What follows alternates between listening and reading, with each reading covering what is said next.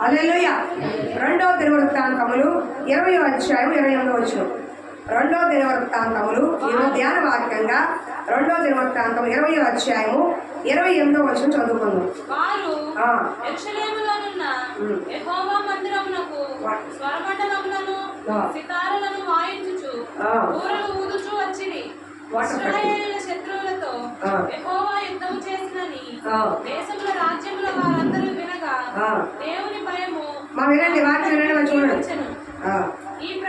ఈ ప్రకారము అతని దేవుడు చుట్టూరున్న వారిని జయించి అతనికి నెమ్మది అనుగ్రహింపగా యెహోషాపాతు రాజ్యము నిమ్మళముగా ఉండెను.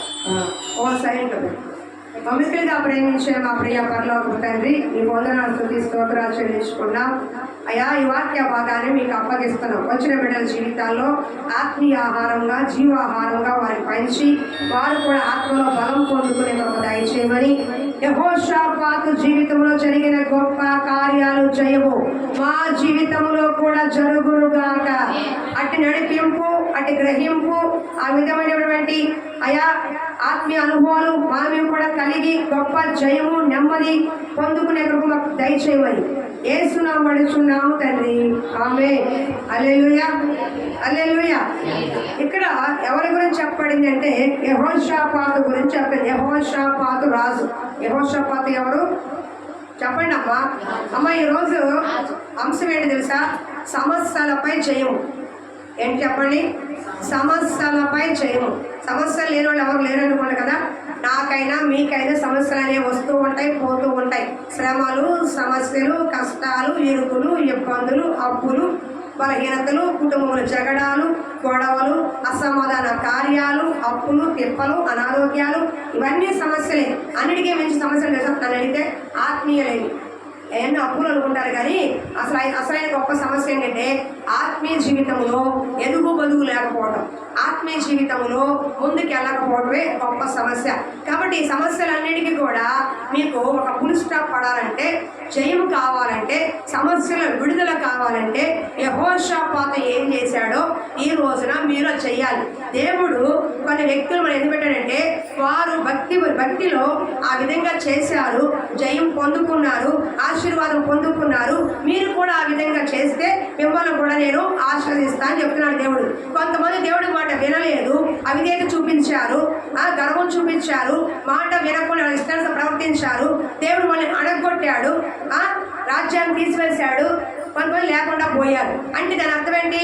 భక్తి జీవితంలో ఈ విధంగా మీరు ఉండకూడదు అని. అంటే ఒక ఆత్మీయ జీవితంలో ఎలా ఉండాలి, భక్తిలో ఎలా ఉండాలి, ఎలా ఉండకూడదని వాళ్ళ జీవితాల ద్వారా మనకి ఏం చేశాడు దేవుడు నేర్పిస్తూ వచ్చాడు. ఉదాహరణకి మీ కుటుంబాల్లో తీసుకోండి, మీకు అర్థమయ్యేలాగా మాట చెప్తా. బాగా మంచి ఫ్యామిలీ ఉందనుకోండి, ఏం చెప్తారు? పలానా వాళ్ళ కుటుంబము మంచి ఫ్యామిలీ, మంచి క్రమశిక్షణ, మంచి పద్ధతి గల పిల్లలు, పద్ధతి గల కుటుంబం అని చెప్పుకుంటారా లేదా? అలాంటి ఫ్యామిలీస్ ఉన్నాయా మీకు? మంచిది. అదే మీ ఫ్యామిలీస్లోనే తిని తాగి తందనాలు ఆడేసి చెత్తగా ఉండి ఎక్కడ పోతే అలవాటు చేసే వాళ్ళు ఉంటారు. అలాంటి వాళ్ళ గురించి ఏం చెప్తారు మీరు?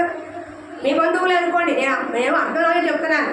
మీ భక్తి అర్థం కావాలంటే మీ భాషలో అర్థంగా చెప్తున్నాను. ఉదాహరణకి మీ ఫ్యామిలీలోనే, మీ బంధువుల్లోనే ఒక ఉన్నతమైన కుటుంబము, మంచి విలువలతో కూడిన కుటుంబము, వాళ్ళ భార్య, భర్తలు, బిడ్డలు అందరూ క్రమశిక్షణగా పద్ధతిగా ఉన్న బిడ్డలు చక్కగా ఉద్యోగాలు, వ్యాపారాలు చేసుకుంటూ తప్పప్పులు లేకుండా భయంగా ఉండి చక్కగా ఉన్న కుటుంబం చూస్తే పలానా వాళ్ళ కుటుంబము మంచిగా చెప్తారు.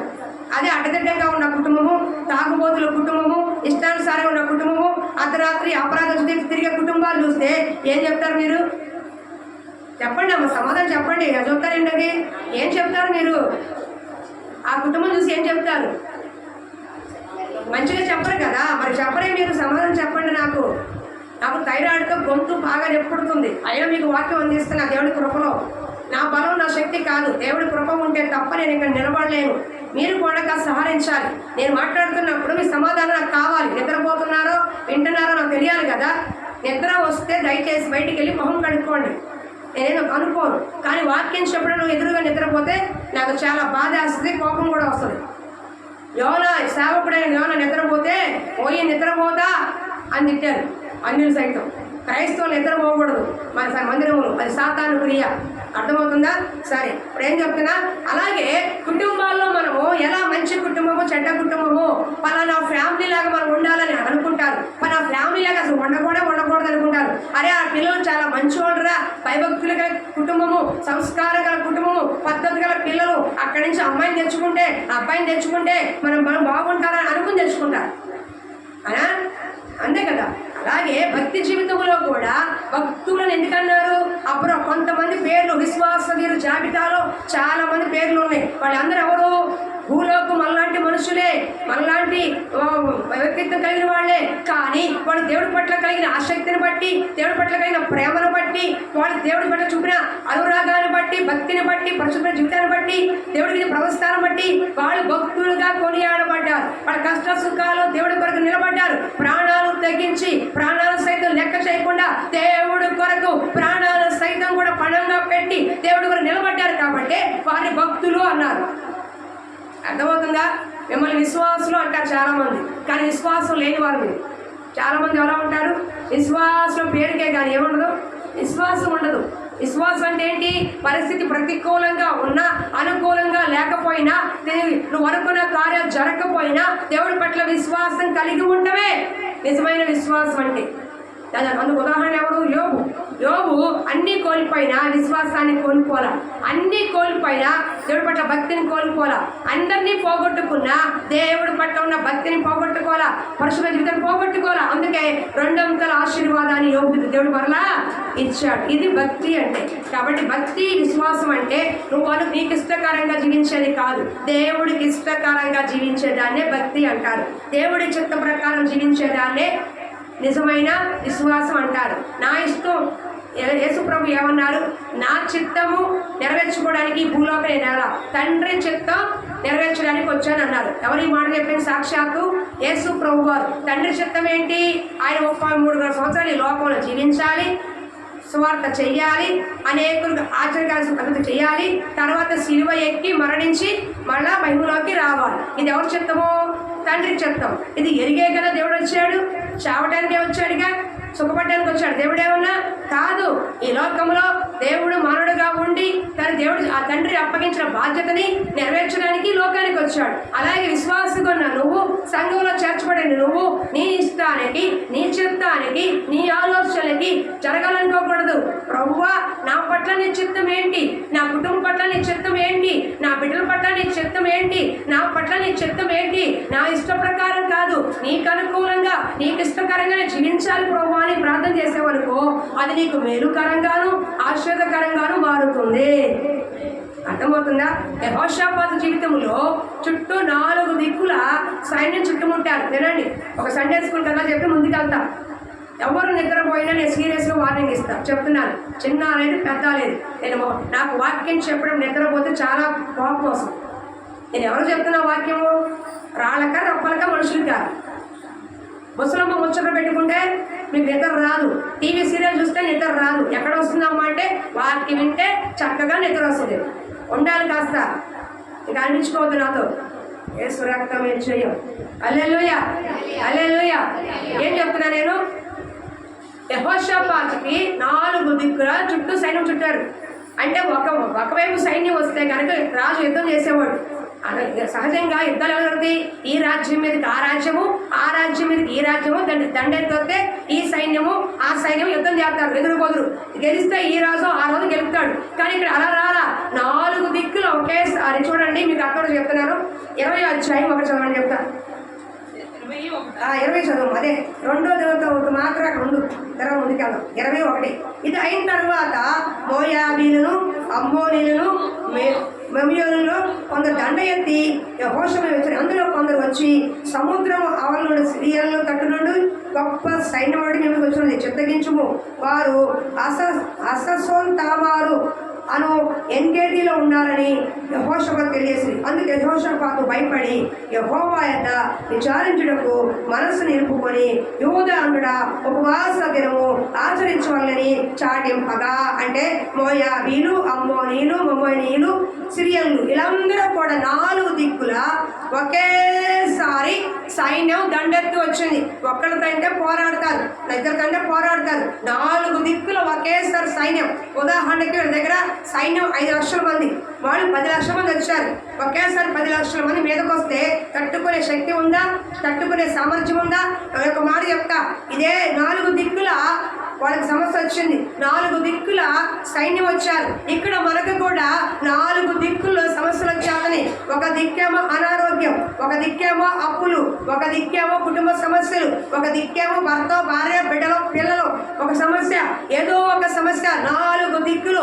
ఏ దిక్కు చూసినా సరే నెమ్మది లేదు, ఏ దిక్కు చూస్తున్నా సమాధానం లేదు, ఏ దిక్కుకి వెళ్దామన్నా ఆదరించేవాళ్ళు లేరు, ఏ దిక్కు చూద్దామన్నా పలకరించేవాళ్ళు లేరు, ఏ దిక్కులో ఎటువైపు వెళ్దాం అనుకున్నా మన సమస్య వినేవాళ్ళు లేరు. 4 దిక్కుల సమస్యలు చుట్టుముట్టి, ఒక పక్కన అప్పు, ఒక పక్కన ఇబ్బంది, ఒక పక్కన అనారోగ్యం, ఒక పక్కన వ్యాపారం లేక, ఉద్యోగాలు లేక, ఇంకా ఇబ్బంది అయిన పరిస్థితులు, చాలా సంపాదన, ఇవన్నీ కూడా 4 దిక్కుల సమస్యలు చుట్టుముట్టేసినాయి.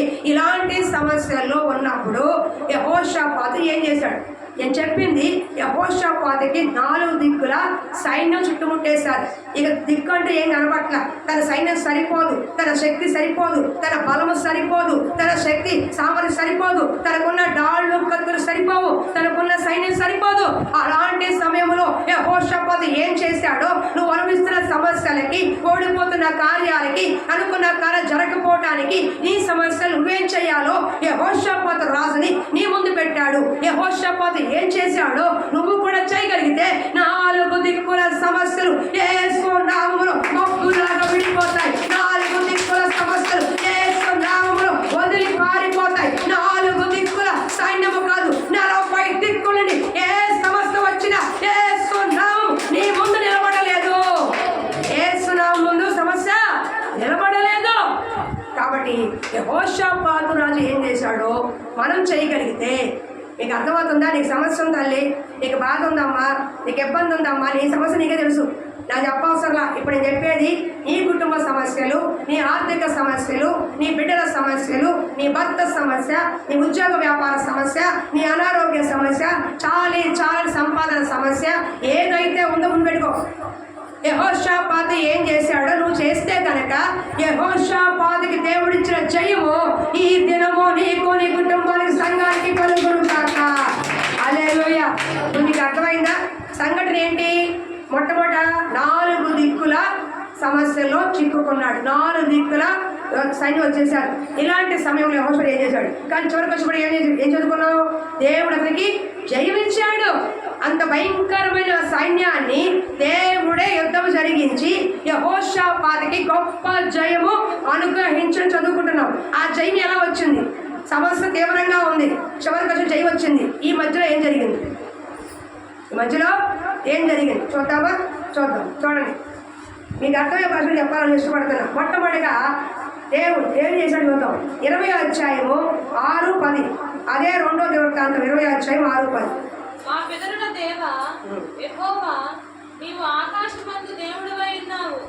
అన్యజనుల రాజ్యములను ఏలువాడవు నీవే. నీవు బహుబలము గలవాడవు, పరాక్రమము గలవాడవు. నిన్నెదిరించుట ఎవరికి బలము చాలదు. నీ జనులైన ఇశ్రాయేలీయులు ఎదుటి నుండి ఈ దేశపు కాపురస్తులను తోలివేసి, నీ స్నేహితుడైన అబ్రహాము యొక్క సంతతికి దీని శాశ్వతముగా నిచ్చిన మా దేవుడవు నీవే. వారు అందులో నివాసము చేసి కీడైనను, యుద్ధమైనను, తీర్పైనను. హల్లెలూయా.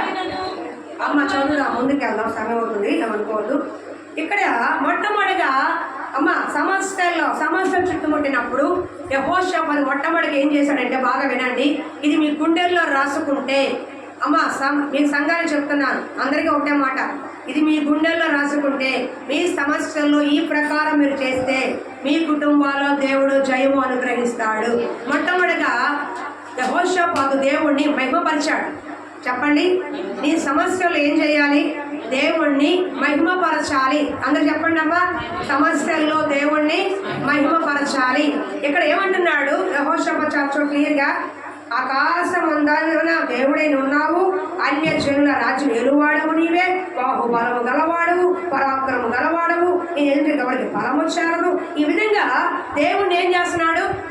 మహిమపరుస్తున్నాడు. స్తుతి యాగము అర్పించేవాడు నన్ను మహిమపరుస్తున్నాడు అని చెప్తున్నాడు. సమస్యల్లో నువ్వేం చేయాలి? మొట్టమొదటిగా సమస్య వచ్చినప్పుడు కుంగిపోకూడదు, సమస్య వచ్చినప్పుడు పారిపోకూడదు, సమస్య వచ్చినప్పుడు మనుషుల వైపు తిరగకూడదు, సమస్య వచ్చినప్పుడు అధికారులకు వెళ్ళకూడదు. ఎక్కడ నిలబడాలంటే దేవుడి సన్నిధిలో నిలబడి నీ నోటితో దేవుణ్ణి కొనియాడాలి. మహిమ ఏంటి? దేవుడి గొప్పతనాన్ని చెప్పాలి. అర్థమైందా? మహిమ అంటే ఏంటి? దేవుడి ఆయన శక్తి సామర్థ్యాలు ఏమై ఉన్నాయో, ఆయన ఏం చేయగలుగుతాడో, ఆయన ఏం చేసి ఉన్నాడో, ఆయన గొప్పతనం ఏంటో, ఆయన పరాక్రమం ఏంటో, ఇవన్నీ మనం ఏం చేయాలంట? దేవుడి సన్నిధిలో నిలబడి సమస్య వచ్చినప్పుడు నీ పెదవులతో దేవుణ్ణి మహిమపరచాలి. నిజమే, నీకు బాగా తట్టుకోలేని కష్టమే ఉంది, తట్టుకోలేని సమస్య ఉంది, ఎవరికి చెప్పుకోలేని బాధే ఉంది. ఆ సమయంలో మందిరంలో కానీ నీ ఇంట్లో కానీ తలిపేసుకుని ఆకాశ మహాకాశం పట్టజాలని దేవా, ఇదిగో నా సమస్యని ముందు పెడుతున్నాను, ఈ సమస్య నువ్వు తప్ప ఎవరు తీర్చలేడు. ఒకప్పుడు ఇజ్రాయేల్ సమస్య వచ్చినప్పుడు అయ్యా తీర్చినవాడు నువ్వే. ఇగో ఆనాడు భక్తులకి సమస్య వచ్చినప్పుడు తీర్చినవాడు, విడిపించినవాడు నీవే. నీ బాహుబలం చొప్పున, నీ గొప్ప బలమైన హస్తం చొప్పున ఇజ్రాయేల్ ప్రజల్ని విడిపించిన వాడు నీవే. ఎర్ర సముద్రాన్ని 2 పాయలు చేసిన వాడు నీవే. ఎరికో కోటని బద్దలు చేసిన వాడు నీవే. ఈ సమస్య ఎంత ప్రభువా, ఆనాడు చేసిన ఆ సమస్యల ముందు నా సమస్య ఎంత ప్రభువా, నీ బాహుబలం గొప్పది కదా, నువ్వు ఏదైనా చేయగలవు కదా, ఇదిగో నిన్నే నేను అడుగుతున్నాను ప్రభువా అని నీ నోటితో నువ్వేం చేయాలంటే దేవుణ్ణి మహిమపరచాలి. అర్థమవుతుంది తల్లి? ఏం చేశాడు ఈయన? మొట్టమొదటిగా ఉందా అక్కడ యెహోషాపాతు ఏమంటాడు తెలుసా? ఆకాశం అందున్న దేవా, పరాక్రమ గలవాడవు నువ్వే, రాజ్యం ఏలువాడు నువ్వే. అంటే ఆయన ఏమై ఉన్నాడో, ఆయన ఏం చేయగలడో, ఆయన ఏం చేశాడో గుర్తు చేస్తున్నాడు. నీకు అర్థమవుతుందా? నేను ఒక మాట చెప్తాను తల్లి, సమస్య నీకు వచ్చింది, ఇంతకంటే సమస్యలు అది ముందు రాలేదా? నీకు వచ్చాయా లేవా? సమస్య పక్కనే దేవుని పెట్టుకుంటే అది పెద్ద సమస్య అనిపించుకోదు. అప్పుడు ఏం చేయాలి? ఒక్కసారి సమస్య వస్తే మనసు కుంగిపోవాలి. ఎలా ఉంటుందంటే పిడుగుపడినట్టుగా ఉంటుంది. ఎవరితో చెప్పుకోలేము, చెప్పుకుంటేనేమో అవమానం, చెప్పుకుంటే అరితాడు చేస్తారేమో, చెప్పుకోలేదు గుండెల్లో భారం, చెప్పుకోకపోతే గుండెల్లో వేదన, గుండె కూడా చచ్చిపోతానే ఉన్నటువంటి సమస్య. నేను పడుతున్నాను కూడా. కానీ నాకైనా నీకైనా దిక్కు లేనివాడు దేవుడు దిక్కు అన్నట్టు ఎవరు? దేవుడు దిక్కు అయి ఉన్నాడు. అప్పుడు ఏం చేయాలంటే, ఇంతకు ముందు సమస్యలు ఉంటాయిగా, ఇప్పుడు ఈ సమస్య వచ్చింది కరెక్టే, కానీ ఇంతకు ముందు నువ్వు ఇదే సమస్యను దాటొచ్చుంటావుగా, ఆ సమస్యలు ఏం చేయాలి? నువ్వు జ్ఞాపకం చేసుకోవాలి. ఎలాంటి సమస్యలు ఒకప్పుడు దేవుడు దాటించాడు, యోర్దాన్ని ఎలా దాటించాడు, ఎలా నీ జీవితంలో 2 పాయలు చేశాడు, ఎలా ఒకప్పుడు ఒక విషయం చెప్తాను, ఇప్పుడు 5 ఏళ్ళ నుంచో 10 ఏళ్ళ నుంచి మంచి చేస్తున్నావమ్మా, ఇది చేస్తే నీ జీవితంలో దేవుడు ఎప్పుడు కార్యం చేయలేదా? ఎప్పుడు నీకు మేలు చేయలేదా? ఉపకారం చేయలేదా? దేవుడు నిన్ను ఆదుకోలేదా? నిలబెట్టలేదా? ఆ సమస్యను విడిపించాడుగా, అది విడిపించిన దేవుడు ఇది కూడా విడిపిస్తాడు అన్న నమ్మకంతో, విశ్వాసంతో ఏం చేయాలి? నువ్వు దేవుణ్ణి మహిమపరచాలి. ఎవరు మహిమపరచాలి? ఈ రోజున ఎవరమ్మా ప్రైజ్ చేస్తున్నారంటే, ఎవరు ఈ మహిమను కోసం తెలుసా? దేవుణ్ణి. అంటే నా మహిమను నేను ఎవరికి ఇచ్చువాడు కాదన్నాడు. యెషయా గ్రంథం ఏం చెప్పాడు? నా మహిమని ఎవరికి కూడా, సర్వ సృష్టిని సృష్టించిన దేవుడు, సర్వాధికారైన దేవుడు, సార్వభౌమాధికారైన దేవుడు, నిన్ను దీవించే దేవుడు ఆయన ఒకడు ఉన్నాడు. ఆయన్ని కాకుండా ఏ నరమాత్రుని కానీ సృష్టిని కానీ నువ్వు మహిమపరచకూడదు. అర్థమవుతుందా? ఎవరు మహిమపరచాలి? నా మహిమను నేను ఎవరికి ఇచ్చువాడిని కాదు అన్నాడు. ఒక మనిషికి మహిమ ఇస్తే అది ఎంత ప్రమాదం అని చూపిస్తాను చూడండి ఒకసారి. అపోస్తుల కార్యము 12:23 తీయమ్మ. ఒక మనిషికి కానీ, ఒక మందిరానికి కానీ, ఒక సేవకుడికి కానీ, ఒక బయట వాళ్ళకి కానీ, నీ ఇంటి వారికి కానీ ఏ మనిషి కూడా మహిమను ఆపాదించకూడదు. అలా ఆపాదిస్తే జరిగే నష్టం ఏంటంటే చూడండి, వెంటనే నాన్న 20 చదువు నాన్న, ఎవరు చెప్తారు? నీవింపబడిన దినమందు ఏ రోజు రాజవస్త్రం ధరించుకొని న్యాయపీఠం మీద కూర్చుండి వారి ఎదుట ఉపన్యాసము చేయగా జనులు ఇది దైవ స్వరమే కానీ మానవ స్వరము కాదని కేకలు వేసిరి. అతడు దేవుణ్ణి మహిమపరచనందున వెంటనే ప్రభు దూతను మొత్తని గనుక పురుగులు పడి చచ్చింది. పురుగులు పడి ఉందా లేదా? అంటే నువ్వు నీ జీవితంలో మొట్టమొదట ఎవరు మహిమపరచాలి? ఉదయకాలం లేచామంటే, రాత్రి పడుకుని ఉదయకాలం లేచామంటే దేవుణ్ణి మహిమపరచాలి. ఒకే ఒక్క మాట, ప్రభువా గడిచిన రాత్రి అంతా కంటి పాపలా కాచి కాపాడా, కృతజ్ఞతలు. నన్ను నా కుటుంబాన్ని చూసే అవకాశం ఇచ్చాం, కృతజ్ఞత. చాలా ఒక మాట చాలు. దాన్ని ఎవరు చెప్పినట్టు? దేవుడు చెప్పినట్టు. కానీ ఈరోజు దేవుణ్ణి మహిమపరచక మొట్టమొదటి మందిరానికి వస్తున్నారు మహిమ. మా మందిరం చూసావా సెంట్రల్ ఏసీ ఉంది, మా మందిరం చూసావా 4 ఏసీలు ఉంటాయి, మా మందిరం చూసావా లైటింగ్ ఉంటుంది, మా మందిరం చూసావా ఎన్నో ఉంటాయి. ఉండటం తప్పు కాదు, నేను ఏ మందిరానికి అగెనెస్ట్ కాదు, నాకు కూడా చాలా ఇష్టం. ఎప్పుడు మందిరము కూడా ఉన్నదాన్ని బట్టి నీట్గా ఉండటం, శ్రద్ధగా ఉండటం ఇష్టం. కానీ మందిరాన్ని బట్టి గర్వపడకూడదు, మందిర వస్తువులు బట్టి గర్వపడకూడదు, మందిరంలో జరిగే లైటింగ్ బట్టి గర్వపడకూడదు. ఎవరు మిమ్మల్ని ఆ స్థితి ఇచ్చిన దేవుణ్ణి బట్టి. నిజమే, కొన్ని కోట్ల 150 కోట్లు పెట్టి వరంగల్ కట్టారంట మందిరాన్ని, 153 కోట్లు పెట్టి కట్టారంట. గొప్ప ధన్యత, మంచిదే. ఆ స్థాయి వాళ్ళు ఇచ్చారు, దేవుడి స్తోత్రం. కానీ దాన్ని బట్టి మందిరాన్ని చూసి కాదు ఎవరు విమర్శాలి, ఆ మందిరం కట్టిన వాళ్ళని బట్టి కాదు, కట్టించిన దేవుణ్ణి మేము అయ్యా ఇంత గొప్ప మందిరాన్ని నువ్వు కట్టించావే, ఇంత ఆర్థిక స్తోమత వాడికి ఇచ్చావే, ఇంత సుందరమైన మందిరాన్ని ఇంతమంది కూర్చుని వినటానికి నువ్వు ఇచ్చిన కృపను బట్టి, ధన్యతను బట్టి కృతజ్ఞతలు వేసయ్యా. ఇటువంటి ఇచ్చిన మంచి మందిరాన్ని బట్టి నీకు స్తోత్రం వేసయ్యా అని ఎవరు మేము మహిమపరచాలి? దేవుడు. అయ్యగారు ఏం కట్టారు అయ్యగారు, అసలు మీరు కట్టిన బావి బ్రెయిన్, మీ ఆలోచనే ఆలోచన, మీలాంటి జ్ఞానం కలిగిన వాడు అసలు ఎవడు లేడయ్యగారు, మీ తర్వాతే ఎవరైనా అని ఎవరు ప్రయత్నం చేస్తారు? దేవుడు కాదు, మనిషిని. దేవుడు ఏమంటున్నాడు? నాకు ఇచ్చు మహిమని నేను ఎవరికి ఇచ్చువాడిని కాదు. ప్రసంగి గ్రంథంలో ఒక మాట, ఈ భూమి మీద నువ్వు ఏం కలిగి ఉన్నావో, ఏం సంపాదించుకున్నావో ఆ స్థితి ఎవరిచ్చారు? సాఫ్ట్వేర్ ఉద్యోగం చేస్తున్నావంటే ఆ స్థితి ఎవరిచ్చారు? నేను ఉద్యోగం చేయబోతున్నావంటే ఆ స్థితి ఎవరిచ్చారు? నువ్వు బ్రతికి బట్ట కట్టావంటే ఆ స్థితి ఎవరిచ్చారు? నేను చెప్తున్నానంటే ఆ స్థితి ఎవరిచ్చారు? దేవుడు నాకు ఇచ్చిన భిక్ష. ఓ మాట చెప్పండి, ఉద్యోగం లేని లేరా? నీ కళ్ళ మీద కనిపించుంటుంది హైదరాబాద్లో రోడ్ల మీద తిరిగేవాళ్ళు, మనకంటే చదువుకున్న వాళ్ళు ఉన్నారుగా. కానీ దేవుడు నీకు ఎందుకు ఇచ్చాడు? ఆ స్థితి ఎందుకు ఇచ్చాడు? దేవుని కృపలో నీకు ఇచ్చిన దాన్ని బట్టి ఏం చేయాలి? దేవుణ్ణి సీట్లో కూర్చోగానే ఏం చేయాలి? నువ్వు కంప్యూటర్ చూసుకోవడం కాదు, ప్రభువా ఈ స్థితి నాకు ఇచ్చినందుకు స్తోత్రమయ్యా. బోర్డు మీద చాక్ పీస్ బారా రాసేసరే రాసుకోండిరా అని చెప్పడం కాదు. చాక్ పీస్ పెట్టక ముందు ఏం చేయాలి టీచరు? ప్రభువా ఈ స్థితి నాకు ఇచ్చినందుకు స్తోత్రమయ్యా. అమ్మయ్యా బోర్డు మంది ఉన్నారని గబగ వచ్చి నేను మైపడికి చెప్పడం కాదు, ఇక్కడ నిలబడగా నేనేం చెప్పాలి? ఈ స్థితి ఇచ్చినందుకు స్తోత్రమయ్యా. లారీ 4 టైర్ల లారీ 6 టైర్ల లారీ నేను తోలి అత్తనాను రెడ్డి గారు అనుకుంటున్నారు. కానీ ఆ స్థితి ఎవరిచ్చారు? ఆ బలం ఎవరిచ్చారు? నీకంటే వయసులో ఉన్న రాలిపోతున్నారు, నీకంటే వయసులో ఉన్న మంచం మీద ఉన్నారు, 60 ఏళ్ళలో కూడా టైర్లు తొక్కుతున్నారు. ఆ స్థితి ఎవరిచ్చారు? ఆరోగ్యం రెడ్డి గారు ఎవరిచ్చారు? జీవంతోని కాదు, ఎవరిచ్చారు? యేసయ్య ఇచ్చాడు. మీ ఆయన లేచి కుట్టులతో ఉన్న కుట్టు పగిలిపోయినా సరే ఆటో డుర్రు తోలి రాత్రికి 2 పిల్లకాయలు ఉన్నారు పొట్లాలు తీసుకెళ్లాలని తోస్తుంది ఎవరో? ఆ స్థితి ఎవరిచ్చారు? శారమ్మా. నా భర్త కష్టపడి తోలుతున్నాడండి మంచిగా, కానీ ఆ స్థితి ఇచ్చింది ఎవరు తల్లి? అర్థమవుతుందా? దేవుణ్ణి మహిమపరచమంటే నీ ప్రతి విషయంలో, సంపాదనలో కానీ, ఆరోగ్యంలో కానీ, కుటుంబంలో కానీ, బిడ్డ చదువులో కానీ, నీ ఉద్యోగ వ్యాపారంలో కానీ నువ్వు గుర్తుపెట్టుకోవాల్సిందే ఆ స్థితి దేవుడు నాకు ఇచ్చింది. ఇది దేవుణ్ణి మహిమపరిచే కార్యం. అప్పుడు ఆ స్థితి కంటే ఇంకో గొప్ప స్థితిలో నేను తీసుకెళ్తాను. నేనే పడుతున్నా, నేనే లాక్కొస్తాను ఈ కుటుంబాన్ని, నేను తింటే, నేను కష్టపడితేనే తింటున్నారు, నేను పెడితేనే తింటున్నారు, అబ్బాబ్బాబ్బా అనుకుంటారు. అలా గర్వపడితే ఆ స్థితి అయిపోద్ది, అడిగిపోద్ది. అర్థమవుతుందా? నాకు ఇచ్చే మహిమ నేను ఎవరికి ఇచ్చు? సేవకుడికి కూడా సేవకుల్ని ప్రేమించాలి, సేవకుల్ని గౌరవించాలి, సేవకుల మాట వినాలి, సేవకులు చెప్పిన చెయ్యాలి. కానీ సేవకులు విగ్రహాలుగా ఆరాధించకూడదు, సేవకులు పాదాలు పట్టుకుని అడుక్కోకూడదు. దేవుడు పాదాలు పట్టుకో, దేవుడు సన్నిధిలో ఆయన పాదాలు పట్టుకోవాల్సి తప్ప ఏ మనిషి పాదాలు పట్టుకోవడానికి అర్హుడు కాదు.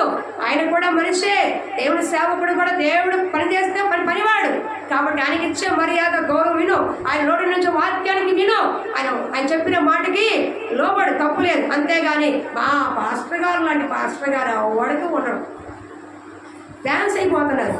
యేసు ప్రభు కావాల్సిన ఫ్యాన్స్ కాదు, ఫాలోవర్స్ కావాలి. యేసు ప్రభు వారి ఫ్యాన్స్ ఎవరు లేరు, ఆయన వెంబడించేవారు కావాలి. యేసు ప్రభు యొక్క విధి విధానాల్ని, ఆయన సత్యాన్ని, ఆయన శిలువను మోసి వెంబడించే వారిని ఎన్నుకున్నాడు. 12 మంది ఎవరండి? ఫ్యాన్స్ కాదు, వెంబడించే ఫాలోవర్స్. యేసు ప్రభుకి ఎవరు కావాలి? సంఘానికి ఎవరు కావాలి? సేవకులు ఎవరు కావాలి? ఫ్యాన్స్ కాదు. సినిమా యాక్టర్లు ఉంటారు ఫ్యాన్స్, సేవకులకు ఉండాల్సిన ఫ్యాన్స్ కాదు, ఫాలోవర్స్ కావాలి. సేవకులకు మేము కూడా ఎదగాలి, సేవకులకు మేము కూడా ప్రార్థనలో ఉండాలి, ఈ సేవకులకు మేము కూడా సత్యం బోధించాలి, మా సేవకులకు మేము కూడా సేవ చేసే ప్రక్రియ మాకు ఉండాలి, మా సేవకులకు మేము ఉపవాసాలు ఉండాలి, మా సేవకురాలకు మేము కూడా బలముగా కార్యాలు చెయ్యాలి అని మీరు అనుకోవాలి తప్ప మమ్మల్ని ఫ్యాన్స్ అనుకోకూడదు. ఆ పాస్టర్ బాగా చెప్పిద్దాం రెత్తుసైపోతుంది. చెప్పడం తప్పు కాదు, అది దేవుడి మా సంఘంలో వాక్యం బాగుంటుందమ్మని చెప్పాలి, అంతవరకే. వాక్యం ఎవరిది? దేవుడు మాట అయిన సేవకుడైనా నోరు తెరిస్తే ఎవరు రావాలి? దేవుడి మాట రావాలి, అంతవరకే. అంతేగాని దాన్ని బట్టి మాకు ఒకసారి నేను ఫుడ్ ప్లాజాలో టిఫిన్ చేస్తున్నాను. ఒక ఆవిడ నేను చూసింది, మీరు చర్చికి వెళ్తారా ఉంది. వెళ్తానండి అన్న. అప్పుడే పరిచయంలో ఉందా అని నేను చెప్పాను, నేను విశ్వాసం చెప్పాను. మా చర్చికి రండి, రావులపాడులో ఉంది, సూపర్ లైటింగ్ ఉంటుంది, మంచి సౌండ్ సిస్టమ్ ఉంటుంది, మంచి సీట్లు ఉంటాయి, మంచి లైట్ ఉంటుంది, మంచి అది ఉంటుంది అని చెప్పింది. కానీ ఎన్ని మాటల్లో వాక్యం బాగుంటుంది రండి అని చెప్పాల. నేను 10 నిమిషాలతో మాట్లాడిన మాటల్లో ఇది బాగుంది, అది బాగుంది, అది బాగుంది చెప్పింది. కానీ మా సంఘంలో వాక్యం బాగుంటుంది రండి అంటే ఆ దారి వేరుగా ఉంది. ఏం చెప్పింది? లైటింగ్ చెప్పింది, సెట్టింగ్ చెప్పింది, కుర్చీలు చెప్పింది, ఎంత బాగా 10,000 మంది ఆరాధన చెప్పింది, బాగానే ఉంది. కానీ ఏం చెప్పడం అది ముఖ్యమైనది. చిన్నదైనా పెద్దదైనా ఎవరు ఉండాలి తెలుసా?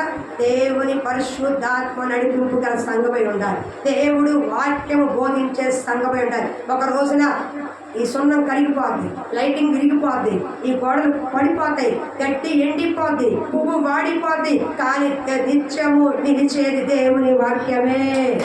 గట్టి ఎండిపోవును, పువ్వు వాడిపోవును, వాక్యము నిత్యము నిలుచును, తన వాక్యము నిత్యము నిలుచును.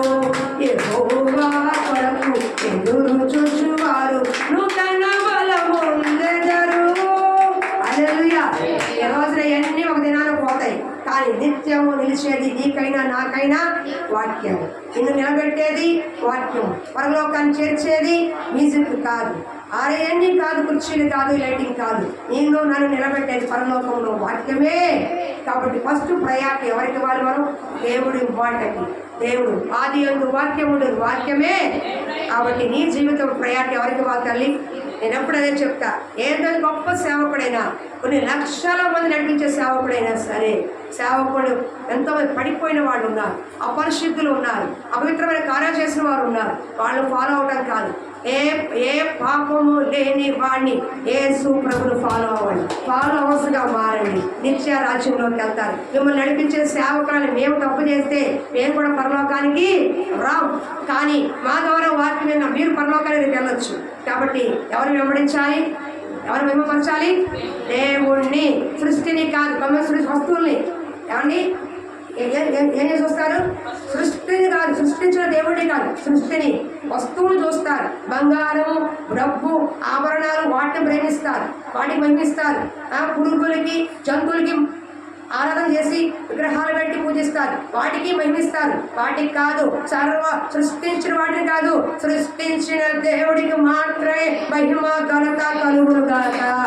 మొట్టమొదటిగా యెహోషాపాతు తన జీవితంలో సమస్య వచ్చినప్పుడు దేవుణ్ణి మహిమపరిచాడు. నీ జీవితంలో నువ్వు కూడా సమస్య ఎదుర్కొన్నప్పుడు ఏం చేయాలి? దేవుణ్ణి ప్రైజ్ చేయాలి, మహిమపరచాలి, ఆయన కొనియాడాలి. అప్పటి వరకు ఏం చేశాడో దేవుడు నీ పట్ల అవన్నీ కూడా చెప్పి, ఇది కూడా నువ్వు సమస్యని దాటించగలవు స్వాతంత్రమయ్యా అని చెప్పాలి. మొట్టమొదటి చెప్తున్నా, దేవుణ్ణి నన్ను మహిమపరచువాడు, స్తుతియాగం అర్పించువాడు నన్ను మహిమపరుస్తున్నాడు దేవుడు చెప్పాడు. కాబట్టి నువ్వు ఎవరు మహిమపరచాలి? మనుషుల్ని కాదు, బంధువులు, సేవకులు కాదు, రాజకీయ నాయకుల్ని కాదు, ఎంత పెద్ద అధికారులైనా సరే ఆ అధికారం ఇచ్చిన దేవుణ్ణి మహిమపరచాలి. అర్థమవుతుందా? కాబట్టి నీ జీవితంలో సమస్య తొలగిపోవాలంటే, నీకు జయము రావాలంటే మొట్టమొదటిగా దేవుణ్ణి మహిమపరచాలి. హల్లెలూయా, హల్లెలూయా. అలా మహిమపరచడానికి ఏ రోజు పురుగులు పడి చచ్చాడు అంటే నువ్వు బాగానే ఉంటావు, 10 మంది చూడు అనకూడదు. కానీ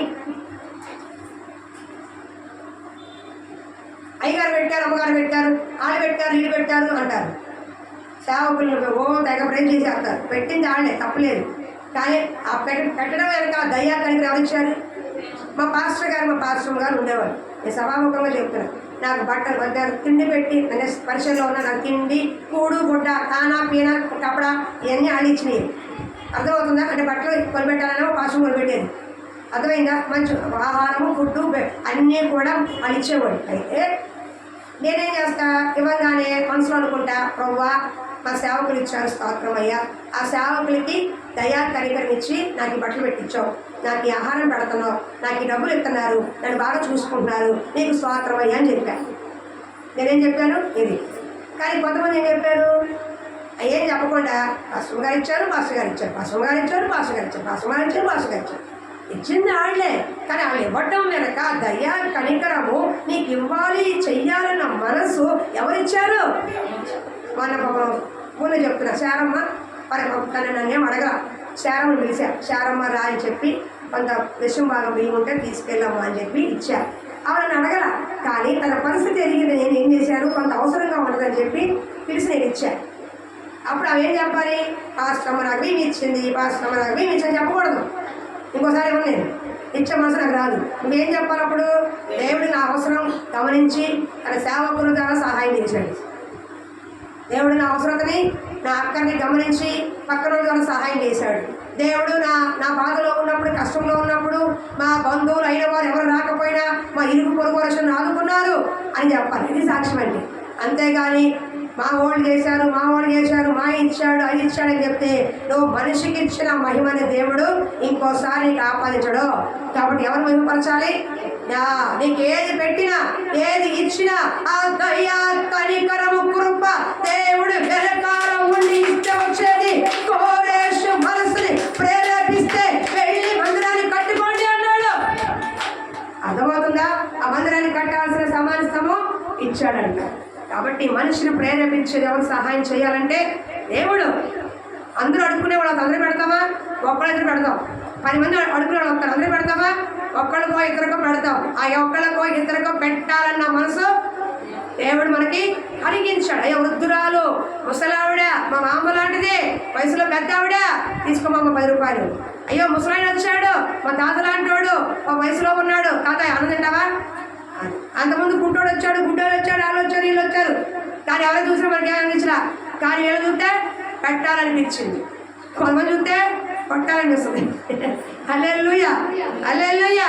కాబట్టి ఆ మనసు నీకు సహాయం చేసిన దేవుడిని నువ్వేం చేయాలి? మహిమపరచాలి. అంతేగాని మా అమ్మ ఇచ్చింది, మా ఆయన ఇచ్చాడు, అది ఇచ్చాడు, ఇది చెప్పకూడదు. ఇచ్చేది వాళ్ళే, మనుషుల ద్వారానే చెప్తాడు, పడేది మూటేది.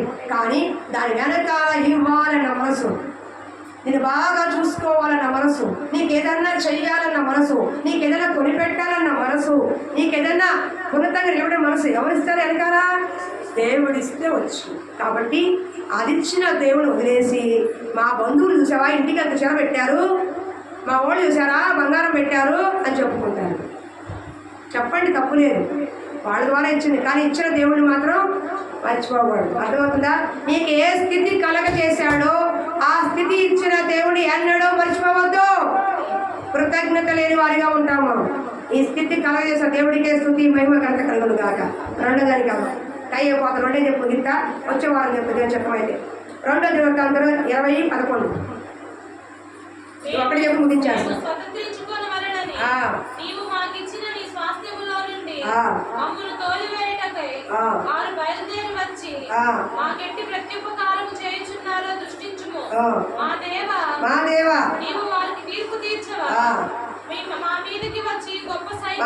గొప్ప సైన్యముతో యుద్ధము చేయుటకు మాకు శక్తి చాలదు, ఏమి చేయుటకు మాకు తోచదు, నీవే మాకు దిక్కు అని ప్రార్థన చేశాడు. హల్లెలూయా. రెండోది వాగ్దానం ఎత్తి పట్టి చూపించాడు. ఏం చేశాడు?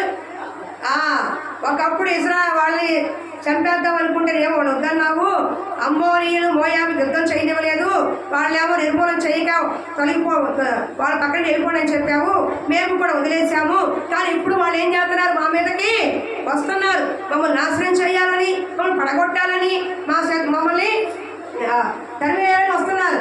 వాళ్ళు ఇంత గొప్ప సైన్యంతో వస్తున్నారు, వాళ్ళు ఓడించే శక్తి మాకు లేదు, అంత శక్తి సామర్థ్యం మాకు లేదు, అంత బలము మాకు లేదు, ఈ గొప్ప సైన్యముతో పోరాడే బలము లేదు, నీవే మాకు దిక్కు. నీ బలముతో నీ శక్తితో నీ ఇంటిని కట్టలేవు, నీ బలముతో నీ జ్ఞానంతో నీ కుటుంబాన్ని కట్టలేవు. దేవుని యొక్క బలము శక్తి జ్ఞానం మనకు ఉండాలి. చాలా మంది అనుకుంటారు నేను గట్టి అతను చూసేస్తాను అనుకుంటారు, కాదు, దాని వెనక నీకు తెలియని దేవుడు నిన్ను నడిపిస్తూ ఉన్నాడు. ఓ సహోదరి అంది 30 ఏళ్ళు కాపురం చేసా మా ఆయనతో, నేను కాబట్టి చేశా, ఇంకోళ్ళైతే చేసేవాళ్ళే కాదండి. మంచిదే, ఆ 30 ఏళ్ళు కాపురం చేసి సామర్థ్యం ఎవరిచ్చారు నీకు? ఆ ఓర్పు సహనం ఆ జ్ఞానం ఎవరిచ్చారు నీకు? ఆ 30 రోజులు ఉండట్లే మధ్య ఆడవాళ్ళు. మన 3 రోజులకు ఒక లేపేసింది, హవేల్లో తీసుకెళ్ళి లేపేసింది ఒక ఆవిడ. ఏంటో ఈ మధ్య మడలు బాగా చేసేస్తారు ఆడవాళ్ళు. ఏదో పురుగుని నల్లిని చంపేస్తున్నారు. అంటే ఒకటి మాత్రం ఆత్మీయ చెప్తున్నాను, దేవుడు అక్కడ సమీపిస్తుంది. సాతాను సమయం కొంచెమని మనుషులు ఎంత పాడు చేయాలో, ఎంత నాశనం చేయాలో, ఎంత హింసించాలో, ఒక పక్కన మతోన్మాదం, ఒక పక్కన ఉగ్రవాదం, ఒక పక్కన హింస, ఒక పక్కన భయంకర కార్యాలు, దేశంలో నెమ్మది లేకపోవటం, దేశంలో అల్లకల్లోలు చేయటం సాతాను కుట్ర, సాతాను తంత్రం అది. ఎందుకని దేవుని రాజ్యము సమీపముగా ఉంది. ఎంత పాడు చేయాలో, ఎంత నాశనం చేయాలో, మనుషులు ఎంత విచ్చలవిడిగా చేయాలో, ఎంత భయంకరమైన కార్యాలు చేపించాలో, వాళ్ళలో దురాత్మల ప్రభావం పనిచేసి ఈ రోజున హింసకి కారణమైపోతుంది. లేకపోతే ఏంటంటే 20 ఏళ్ళ క్రితం ఇలా జరిగినాయా? ఇలాంటి సంఘటనలు ఉన్నాయా? ఇంత భయంకరంగా ఉన్నాయా? విచ్చలవిడితనం ఉందా? పబ్లిక్గా 4 గోడల మధ్య చూపించాల్సినవన్నీ పబ్లిక్గా చూపించేస్తున్నారు. 4 గోడలు చేయాల్సిన కార్యాలు లైవ్లో పెట్టి చూపించేస్తున్నారు. ఆ మఠంలో మానవంగా చెత్త చెదారం అనకూడదు, కానీ ఇంకా భయంకరమైన కార్యాలు, హింసించే కార్యాలు ఎక్కడ చూసిన దేశంలో నెమ్మది లేకుండా పోతుంది. ఇదన్నిటికీ కారణము మనుషులే, కానీ మనుషుల్లో ప్రేరేపించే దురాత్మల సమూహము. వాటి కోసం ప్రార్థన చేయండి. దేవుడు రాకడ సమీపముగా ఉంది. మీ ఘటాల్ని కాపాడుకోండి, మీ శరీరాల్ని, మీ ఆత్మని మీరే కాపాడుకోవాలి. మీకు మీరే ఉత్తరవాదులు. ఎవరు ఎట్లా ఉన్నారని అవసరం. భయంకరమైన కార్యాలు జరుగుతూ మీరు ఏం చేయాలి? ఒకటి ప్రార్థన చేయాలి, మిమ్మల్ని మీరు కాపాడుకోవాలి, మిమ్మల్ని మీరు జాగ్రత్త పరుచుకోవాలి, మీ ఆత్మీయ జీవితాన్ని, మీ కుటుంబాన్ని, మీ ఉద్రేకాల్ని జాగ్రత్త పరుచుకోవాలి. హల్లెలూయా. అర్థమవుతుందా? ఇక్కడ యోసేపు ఏం చేశాడంటే దేవుడు చెప్పిన మాటల్ని, వాగ్దానాన్ని ఎత్తి చూపిస్తున్నాడు. ఏం చెప్తున్నాడు? దేవుడు చెప్పిన వాగ్దానాన్ని ఎత్తి పట్టి ప్రార్థిస్తున్నాడు. అంటే మీరు ప్రార్థనలు వాక్యాన్ని ఎత్తి పట్టి ప్రార్థన చేయాలి. చాలా మంది ప్రార్థన చేస్తారు, వినండి బాగా. ప్రార్థన ఫలించదు. ఎందుకు తెలుసా? ప్రభా మా అబ్బాయికి వచ్చాయి, మా అమ్మాయికి ఇచ్చాయి, మా మౌరాలకి ఇచ్చాయి, మా ఆయనకి వచ్చాయి, నాకు ఇచ్చాయి, నాకు అడుకోవడమే. అమ్మా తెల్లాలి, అమ్మా ఒక భుజాలు వేయండి, అమ్మా 10 రూపాయలు వేయండి, అమ్మా అని అనుకుంటారు సార్. మనం ఏం చేస్తున్నాం? ప్రార్థనలు ఏం చేస్తున్నాం? అడుక్కోవడమే. అడుగుడి నీకు ఇవ్వబడలేడు దేవుడు. అదే ప్రార్థన, అదే ప్రార్థన. అది కాదు ఫలించే ప్రార్థన. తెలుసా? వాక్యాన్ని ఎత్తి పట్టి ప్రార్థన చెయ్యాలి. అర్థమవుతుందా? దేవుడు వాక్యాన్ని అంటే వాక్యం వింటున్నావు కదా, వినడం వల్ల విశ్వాసం కలుగుతుంది. చదువు పరమడి వాక్యం వింటున్నావు కదా. అయ్యా యెహోషాపాతు జయమిచ్చిన దేవుడు మాకు కూడా జయమివ్వండి అయ్యా, యెహోషాపాతుని మెరుగుపరిచాడయ్యా, నేను కూడా నేను మెరుగుపరుస్తాను ప్రభువా అని వాక్యం ఏదైతే విన్నావో ఆ వాక్యం 2-3 మాటలన్నా ఎత్తి పట్టి ప్రార్థన చేయాలి. అప్పుడు దేవుడు నీ కార్యం త్వరగా చేస్తాడు. ఉదాహరణకి యేసు ప్రభు వారు 40 దినాలు ఉపవాసం ఉన్నారు. ఉన్న తర్వాత సాతాను ఆయన శోధించినప్పుడు యేసు ప్రభు వారు సాతాను వాక్యం ద్వారా కొడుతుంటే యేసు ప్రభు వారు వాక్యం ద్వారా సమాధానం చెప్పారు.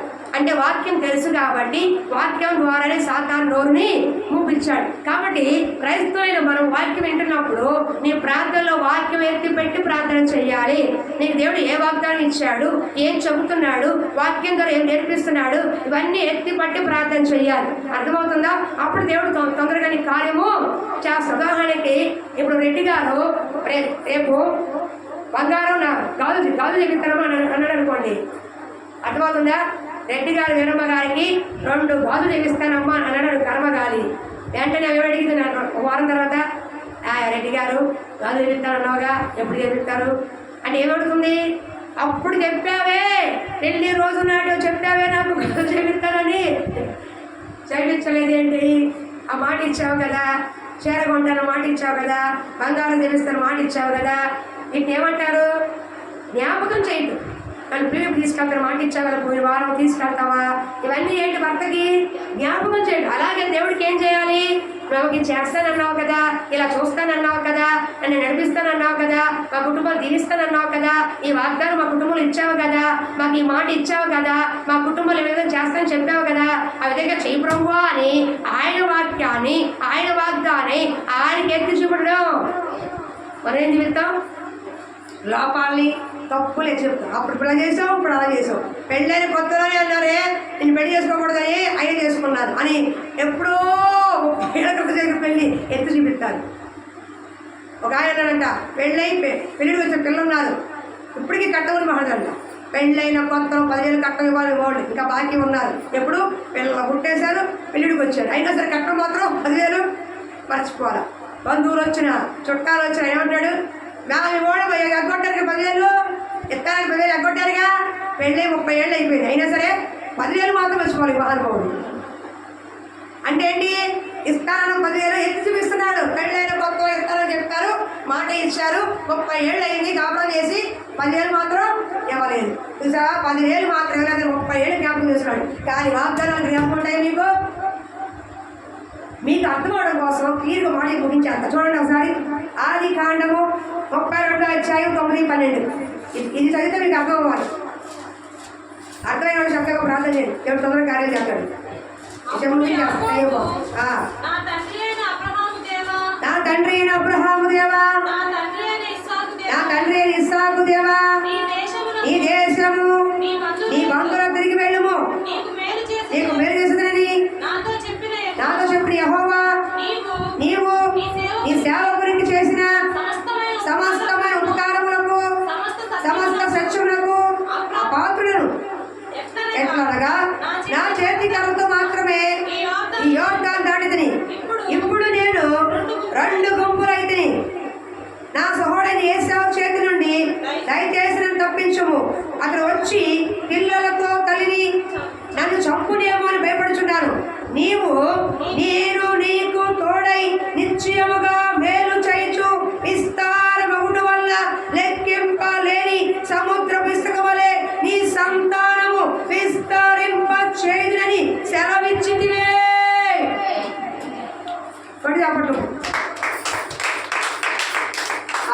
యాకోబు అన్నను మోసం చేసి వెళ్ళిపోతున్నాడు. 28వ అధ్యాయంలో యాకోబు పడుకున్నప్పుడు దర్శనం వచ్చింది. ఆకాశం నిచ్చడికి దేవదూతలు ఎక్కుతున్నారు, దిగుతున్నారు. అప్పుడు దేవుడు మాట ఇచ్చాడు, యాకోబు నువ్వు వెళ్తున్నావు, నిన్ను విస్తరింప చేస్తాను, ఆశీర్వదిస్తాను, నీ సంతానము ఇసుక రేణుల వలె లెక్క లేనంత మంది అయిపోతారయ్యా, నేను నీకు తోడుగా ఉంటాను అని వాగ్దానం ఇచ్చాడు. ఇప్పుడు 20 ఏళ్ళు అయిపోయింది. ఆ వాగ్దానం చెప్పి ఎన్నాళ్ళైంది? 20 ఏళ్ళు అయింది. ఈ 20 ఏళ్ళలో అయ్యగారు బాగానే ఉన్నారు, 2 పిల్లలతో చక్క పిల్ల బాబుతో హ్యాపీగా ఉన్నాడు. కానీ ఒక రోజు రానే వచ్చింది, లాభాలు గారు మొహం పడుచుకున్నాడు. మా అమ్మగారు మొహం మాడంగానే లెటర్ 10 ఇంటికి పోదా ఉన్నాడు.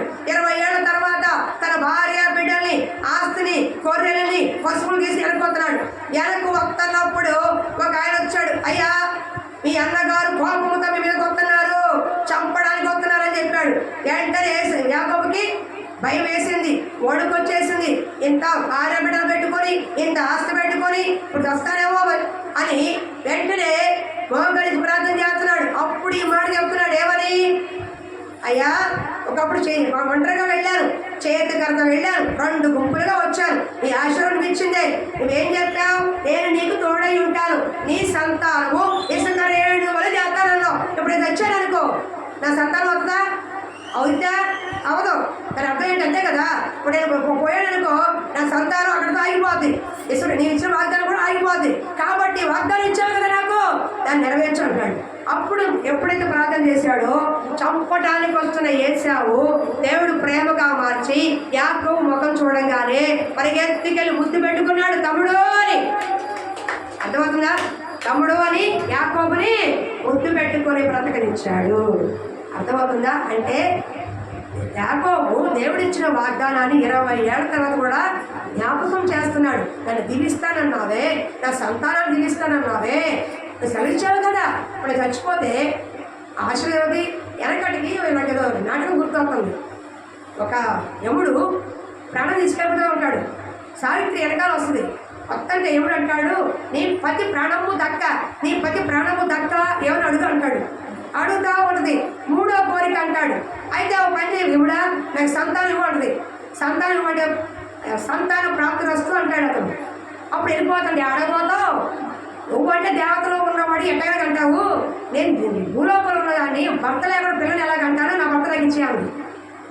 ఏమంటావిడే, నువ్వు స్వరంలో ఉంటావు దేవతల్లో ఉంటే ఎలాగంటావు, నేను భూలోకంలో ఉండే ఆడదాన్ని భర్త లేకుండా నాకు సంతానం ఇవ్వాల్సిన భర్త నాకు ఇచ్చాను.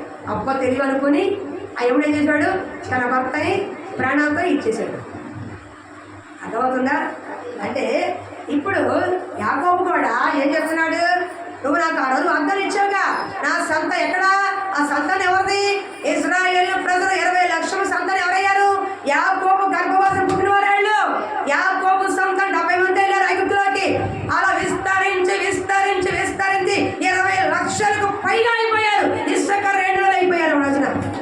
అదే చచ్చుంటే ఆ రోజున దేవుడి చిత్తం కాదుగా, దేవుడి చిత్తం కాదుగా. దేవుడు వాగ్దానం ఇచ్చాడు, నువ్వు బ్రతుకుతావు, ఆశ్రయిస్తాను, నేను తోడై ఉంటాను, ఆకాశ నక్షత్ర సంతానం ఉండదు అన్నాడు.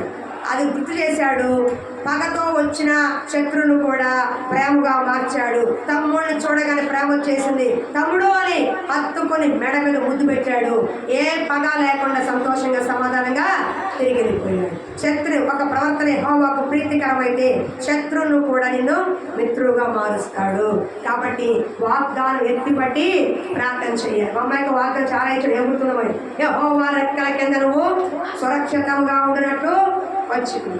భర్త గారు ఒక మాట అన్నా, భర్త ఒక మాట ఏం చేయాలి, అమ్మా అని ఫోన్ చేయడం కాదు. ఏం చెప్పాలి, ఏమయ్యా నాకు వాగ్దానం ఇచ్చావుగా, సురక్షితంగా ఉంటాను, క్షేమంగా ఉంటాను, సుఖంగా ఉంటాను చెప్పావు కదా, ఏంటి దిప్పాలు పూర్వకు ఊరిని అంటున్నారు.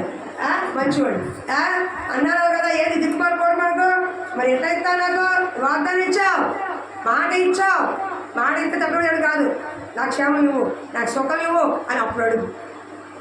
అర్థమవుతుందా? ఈ కష్ట సమయంలో, ఇబ్బంది సమయంలో, ఉద్యోగ వ్యాపార కుటుంబంలో ఇబ్బందికైనప్పుడు ఈ వాగ్దానాన్ని ఎత్తివేయించాడు. యెహోవా రెక్కల కింద సురక్షితముగా ఉండను వచ్చింది, దేవుడు నీకు అత్యధిక బహుమానించుగాక అన్నాడు. సమృద్ధి గల గృహపుడి పెట్టినప్పుడు అప్పుడు ఇంకా వివాహం కుదర్చుకోవాల. అంతకుముందే ఆవిడ మాట ఇచ్చాడు, సమృద్ధి గల ఇల్లు నీకు దేవుడు ఇచ్చునుగాక అన్నాడు. ఏళ్ళకంటే సమృద్ధిగా బాగానే ఉన్నారు అనుకోండి. హల్లెలూయా. 2 రెట్లు బాగానే ఉన్నారు. ఏసునామములో ఒకటి జరిగిపోయింది. హల్లెలూయా.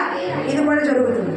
వాగ్దానం ఏం చేయాలి అంటే, నీ కష్ట సమయంలో, ఇబ్బంది సమయంలో, నీ కన్నీటి సమయంలో ఈ మాటని ఎత్తి పట్టి ప్రార్థన చేయాలి. ప్రవ్వా ఇలా చెప్పావే, ఇలా చేస్తానన్నావే, ఇలా ఉంటానన్నావే, నాకు తోడుగా వస్తానన్నావే, నా పరిస్థితి ఇది, నా ప్రాబ్లం ఇది అని అలా ఎత్తి పట్టి చేసినప్పుడు దేవుడు నీ కొరకు దిగొస్తాడు.